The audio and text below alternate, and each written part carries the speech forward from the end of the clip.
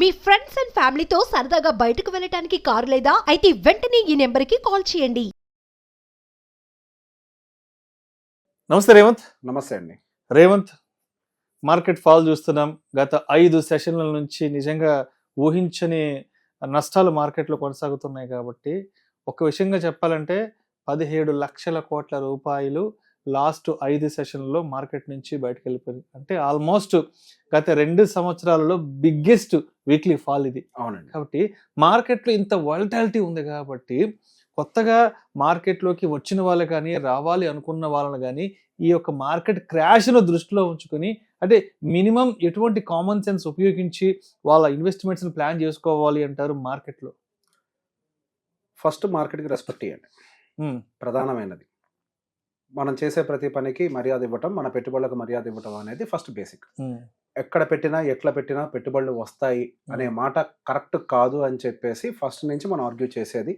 ఈ రోజు మార్కెట్స్ దాన్ని ప్రూవ్ చేయడం మొదలుపెట్టాయి. సో మార్కెట్స్లో ఇన్స్టెబిలిటీ అనేది చాలా కామన్గా జరిగేది. సో ఎప్పుడైనా మన ఇన్వెస్ట్మెంట్స్ అనేవి ప్లాన్ చేసుకునేటప్పుడు గోల్ ఓరియంటెడ్గా ఉండాలి. ఏ పర్పస్ కోసం పెట్టుబడులు పెడుతున్నాము ఈ విషయాన్ని మనం క్లియర్గా తెలుసుకున్న తర్వాతనే పెట్టుబడులు పెట్టాలి. ఇది ఫస్ట్ పాయింట్. మీకు ఏదో 1 సంవత్సరంలో అవసరం ఉంది, 2 సంవత్సరాల్లో అవసరం ఉంది, పొరపాటు కూడా మీరు మొత్తం ఎక్స్పోజర్ తీసుకోవచ్చు. అసలు 1 సంవత్సరం అయితే మొత్తం ఎక్స్పోజర్ తెచ్చి మార్కెట్లో పెట్టద్దు. నన్ను అడిగితే ₹1 కూడా పెట్టద్దు. కుదిరితే FDలో పెట్టుకోండి, 1 year లాకిన్ తోటి అయిపోయిన తర్వాత డబ్బులు తీసి మీ అవసరాలకు వాడుకోండి. 2, 3, 4, 5 సంవత్సరాలకు వెళ్ళాలి, ఇంకా టైం ఉంది అని అనుకుంటే ఏదో ఒక 20%, 30% ఈక్విటీలో పెట్టుకొని అంటే కన్జర్వేటివ్ హైబ్రిడ్ పోర్ట్ఫోలియో టైప్లో మెయింటైన్ చేయాలి. అంతేగాని కంప్లీట్గా 100% ఈక్విటీ వితిన్ 3 yearsలో కూడా ఒక రకంగా చాలా రిస్కీ.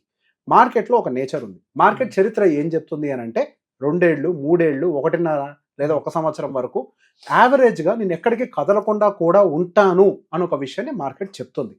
అది నేను చెప్పనవసరం లేదు. ఒకసారి మార్కెట్ యొక్క చార్ట్ని ఓపెన్ చేసి ఎవరు చెక్ చేసినా కానీ అందులో చాలా క్లియర్ డేటా కనిపిస్తుంది. మార్కెట్ ఎక్కడ కదలకుండా కూడా ఉండే సమయం అనేది ఒకటి ఉంటుంది అని. సో ఆ సమయాన్ని దృష్టిలో పెట్టుకొని బై ఎనీ ఛాన్స్ నేను మార్కెట్లో కనుక ఈ టైం ఫ్రేమ్లో పెట్టుబడులు పెడితే నా షార్ట్ టర్మ్ గోల్స్లో ఎఫెక్ట్ అయిపోతాను అన్న మైండ్లో పెట్టుకొని గోల్ ఓరియంటెడ్గా మీ ఇన్వెస్ట్మెంట్స్ ప్లాన్ చేయండి. చిన్న చిన్న అవసరాల కోసం అంటే తక్కువ సమయం ఉన్నటువంటి అవసరాల కోసం తీసుకొని మార్కెట్లో ఎటువంటి పరిస్థితుల్లో పెట్టుబడులు పెట్టకూడదు. 2, అండ్ మీరు పెట్టినటువంటి ఇన్వెస్ట్మెంట్స్ సరైన సెగ్మెంట్స్లో ఉన్నాయా లేదా అనేది రివ్యూ చేసుకోవడం కూడా మన బాధ్యత. ఫర్ ఎగ్జాంపుల్, మనం ఏదో రీసెంట్గా ర్యాలీ అయినటువంటి మ్యూచువల్ ఫండ్స్లోనో లేకపోతే బాగా మనకి న్యూస్లో సర్కిల్ అయినటువంటి స్టాక్స్లోనో ఇట్లా రకరకాలుగా పెట్టుబడులు పెట్టేసి ఉంటాం. ఓకే, తెలుసో తెలియకో కొన్ని పెట్టాం. తెలిసి పెడితే కనుక డెఫినెట్గా వాటి ఫండమెంటల్స్ని ట్రాక్ చేస్తూ ఉంటాం. తెలియక పెట్టిన వాళ్ళు ఇప్పుడు కొంతవరకు ఇబ్బంది పడుతూనే ఉన్నారు. సో ఒక్కసారి మీరు దాన్ని ఎగ్జిట్ అవ్వాలా, అందులో ఉండాలా, అది మ్యూచువల్ ఫండ్ కావచ్చు, ఏదైనా కానివ్వండి, ఒక్కసారి ఇంటర్నల్గా వెళ్ళి చెక్ చేయడం మొదలు పెట్టండి.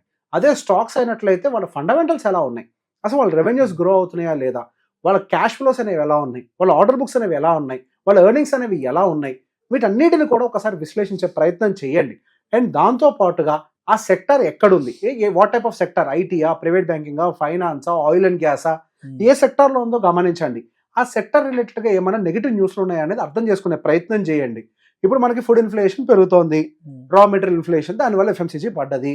సో గోయింగ్ ఫర్దర్ మనకి ఇన్ఫ్లేషన్ డెఫినెట్గా మనకి Q4 క్వార్టర్ వచ్చే టైం కల్లా మనకి ఇన్ఫ్లేషన్ అనేది డౌన్ఫాల్ అవుతుంది, ఫుడ్ ఇన్ఫ్లేషన్ కంట్రోల్లోకి వస్తుందని చెప్పేసి RBI MPC ఇప్పుడే వచ్చింది. ఇప్పుడే దాన్ని చదువుతున్న వాళ్ళు చాలా క్లియర్గా రాశారు, మన Q4 టైం కల్లా ఫుడ్ ఇన్ఫ్లేషన్ కంట్రోల్ అవుతుంది అనేది. సో FMCG అనే ఒక సెగ్మెంట్ లేకుండా మన ఎవరి జీవితం ముందరికి వెళ్ళదు. అది నిత్యావసర వస్తువులకు సంబంధించింది కాబట్టి సో మనకు కావాల్సినవి అందులో ఉన్నాయా లేదా, ఈ ఫాల్లో ఏదైనా మన ఆపర్చునిటీ తీసుకోవడానికి అవకాశం ఉందా రీబ్యాలెన్సింగ్ టైంలో, అదేవిధంగా ఐటీ సెగ్మెంట్లో ఎంత ఎక్స్పోజర్ ఉంది, సెగ్మెంట్ వైజ్గా కూడా అనలైజ్ చేసుకోండి. ఇప్పుడు సెగ్మెంట్కే వీక్నెస్ ఉందనుకోండి, అట్లాంటి దాంట్లో ఉంటే కొన్ని సంవత్సరాల వరకు రిటర్న్స్ రావు. మనం బ్రాడర్ మార్కెట్ పిక్చర్లో మాట్లాడుకునేటప్పుడేమో 1-2 సంవత్సరాల కన్సాలిడేషన్ ఉంటుంది. అదే సెక్టార్ స్టాక్ వైపు కన్సాలిడేషన్ కనుక చూస్తే మన దిమ్మ తిరిగిపోద్ది. దాదాపుగా 5 ఏళ్ళు, ఒక్కొక్క సెక్టార్ అయితే 3 ఏళ్ల పాటు కన్సాలిడేట్ అవుతుంది. అదే స్టాక్ అయితే 10 ఏళ్ల పాటు కూడా కన్సాలిడేట్ అయిపోతుంది. సో అందుకే స్టాక్స్ని చూస్ చేసుకునేటప్పుడు మల్టిపుల్ పారామీటర్స్ అన్ని చెక్ చేసుకొని అట్లీస్ట్ ఇప్పుడు రీబ్యాలెన్స్ చేసేటప్పుడు ఈ పారామీటర్స్ అన్ని చెక్ చేసుకొని ఉండాలా ఉండకూడదో ఖచ్చితమైన నిర్ణయాన్ని తీసుకోవాలి. ఇప్పుడు పెట్టుబడులు పెట్టేవాళ్ళు కేవలం ఈక్విటీ ఒకటే కాకుండా కొంతవరకు మనం డెప్ట్ బేస్, ఇప్పుడు డెప్ట్లో పెట్టాలి అనేది ఇప్పుడు మాత్రమే కాదు, ఎప్పటి నుంచో చెప్తున్నాం. నా అంచనాల మేరకు నెక్స్ట్ 1 సంవత్సరం వరకు అయితే మనకి మార్కెట్లో పెద్ద ఎత్తున మూవ్స్ ఏవి రాకపోవచ్చు. సో దాన్ని దృష్టిలో పెట్టుకొని మన అవసరాలను దృష్టిలో పెట్టుకొని కొంతవరకు బాండ్స్లో కానీ ఇట్లాంటి వాటిలో మనం పెట్టుబడులు పెట్టుకుంటే మన అవసరాలు ఏమైనా ఎమర్జెన్సీలు వచ్చినా కానీ తీర్చుకోవడానికి అవకాశం ఉంటుంది.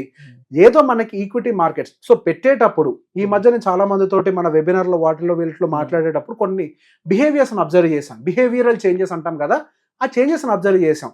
ఇప్పుడు ఎవరి ముందైనా మీడియా వాళ్ళు మైక్ పెడితే వాళ్ళు న్యూస్ లాంగ్వేజ్లో మాట్లాడతారు. ఈ మధ్య మన ఆడియన్స్ కూడా యూట్యూబ్ లాంగ్వేజ్ లో మాట్లాడుతున్నారు.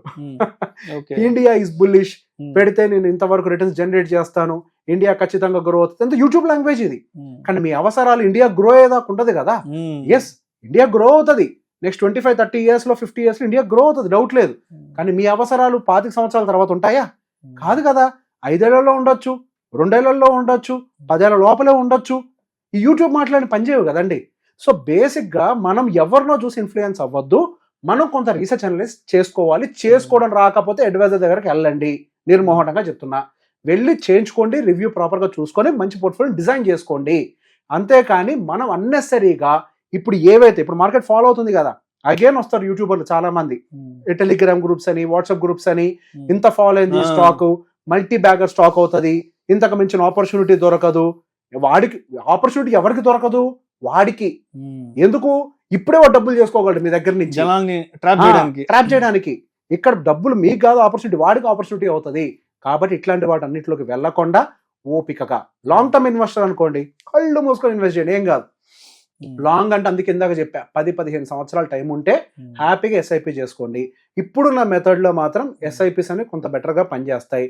లంసమ్ చేసేటప్పుడు మాత్రం కొంత బాండ్స్ని అవసరమైతే పెట్టుకొని సిస్టమేటిక్గా ట్రాన్స్ఫర్ చేసుకోవడం అనేది కొంచెం బెటర్. ఇన్ బిట్వీన్ మనకి మార్కెట్స్ అనేవి పైకి వెళ్తున్నట్టుగా కనిపిస్తూ ఉంటాయి, మనం ఏదో కంగారు పడాల్సిన అవసరం లేదు. సో ఇక్కడ ఇంకొక బిహేవియర్ కూడా అబ్జర్వ్ చేశాను. సో రీసెంట్గా మార్కెట్ కిందకు వచ్చిన తర్వాత 23,200 రేంజ్కి వచ్చాక మళ్ళీ మనకి 24,000 బ్రేక్ చేసి కొద్ది పైకి వెళ్ళింది కదా. అప్పుడు అరే రీగెయిన్ అయిపోయింది కదా, ప్రాఫిట్స్ ఏదో కొద్దిగా ఉన్నాయి మ్యూచువల్ ఫండ్స్లో, వాటిని అమ్మేసి మళ్ళీ తర్వాత ఎంటర్ అవుదాం అన్న మైండ్ సెట్ కూడా కనిపిస్తుంది. మ్యూచువల్ ఫండ్స్లో ట్రేడింగ్ లాగా ఆటలు ఆడకండి. మ్యూచువల్ ఫండ్స్ అనేవి స్వింగ్ ట్రేడింగ్ కోసం, వేటి కోసం డిజైన్ చేయబడలేదు. లాంగ్ టర్మ్ పర్స్పెక్టివ్లో మీరు మైండ్ ఉన్నప్పుడు అప్పుడప్పుడు కొద్దిగా అమౌంట్ని యాడ్ చేసుకుంటూ పోండి. డిప్ వస్తే కానీ కొద్దిగా ఏదో పైకి లేచింది కదా ప్రాఫిట్ బుక్ చేద్దాం. ప్రాఫిట్ బుక్ చేయటం అనే వర్డ్ ఇన్వెస్టింగ్లో ఎందుకు వస్తుంది? ప్రాఫిట్ బుకింగ్ అనేది ఎప్పుడు వస్తుందండి? సహజంగా స్వింగ్ ట్రేడర్స్కి వస్తుంది. ఎవరికైతే టెక్నికల్ నాలెడ్జ్ ఉంటుందో వాళ్ళకి వస్తుంటుంది. కాబట్టి ఇట్లాంటివన్నిటిని మైండ్లో పెట్టుకోకుండా మధ్యలో మళ్ళీ బౌన్స్లు వస్తాయి. ఆ బౌన్స్లో మీరు ఎగ్జైట్మెంట్కి తీసుకోవాల్సిన అవసరం లేదు. మనకి ఎకనామిక్ స్టెబిలిటీ మళ్ళీ వచ్చింది అని అంటే డెఫినెట్గా నాలాంటి వాళ్ళు ఎవరో ఒకళ్ళు ఎకనామిక్ స్టెబిలిటీ వస్తుంది. గోయింగ్ ఫర్దర్ మార్కెట్స్ కొద్దిగా స్టేబుల్ అయి పైకి వెళ్ళొచ్చు అన్న మాట కూడా చాలా మంది చెప్తూ ఉంటారు. సో ఎవరైతే మీరు ఖచ్చితంగా నమ్ముతారో వాళ్ళ మాటలను దృష్టిలో పెట్టుకొని వాళ్ళు చెప్పిన స్టాక్స్లో కాదు, మ్యూచువల్ ఫండ్స్లో పద్ధతిగా పెట్టుబడులు పెట్టుకోండి. కానీ స్టాక్స్ జోలికి మాత్రం దయచేసి వెళ్ళకండి. ఈటీఎఫ్లు వెనకాల పరిగెట్టకండి. అది అవుట్రేట్ గా చెప్తున్నా.